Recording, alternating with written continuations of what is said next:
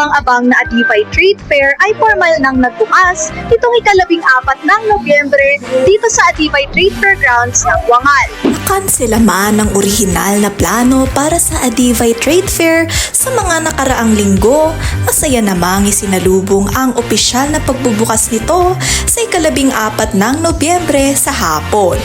Isang madamdaming pagpaspas sa mga naitayong pwesto at pag-awit ang isinagawa ni Reverend Father Jim Ray Kapsuyan at ni Lyle Julian para sa matagumpay na pagbubukas ng trade fair na sinundan rin ng ribbon cutting ng mga opisyal sa pamahalaan ng Benguet.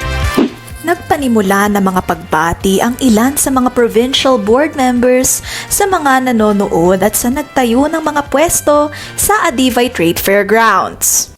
May mga diskusyon rin ukol sa pagbigay pansin sa pagrenta ng 155 pwesto sa paligid, ngunit hindi lahat ng nag-apply na maglalako ay tinanggap ng Trade Fair Committee dahil sa limitasyon ng pagtayo ng mga booth.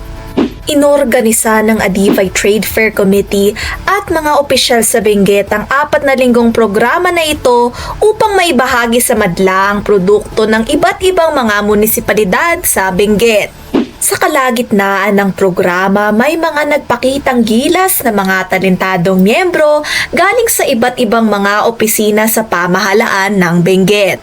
Bago gawin ang community dance, itinapos ang opening ceremony sa pag-anyaya sa mga residente at turista na makilahok sa mga susunod pa na mga aktibidad para sa Adify 2025.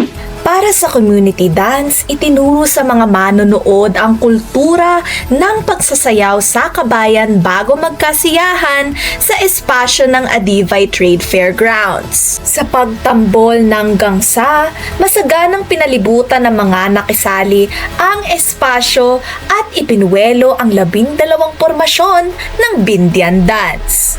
Habang pumapasyal ang mga residente at turista sa iba't ibang mga pwesto sa trade fair, binuksan ang entablado para sa mga gustong ipahayag ang kanilang mga talento. Ayon naman sa Provincial Accountant at Chairperson ng Adifay Trade Fair Committee, napuno sila ng kasiyahan na naibukas ang programa matapos ang pagdaan ng bagyo. Siyempre masaya tayo and we are very thankful sa buong May Kapal kasi blessing po na kahit dumaan ang bagyo pero nakabangon pa rin tayo and we successfully opened the trade fair.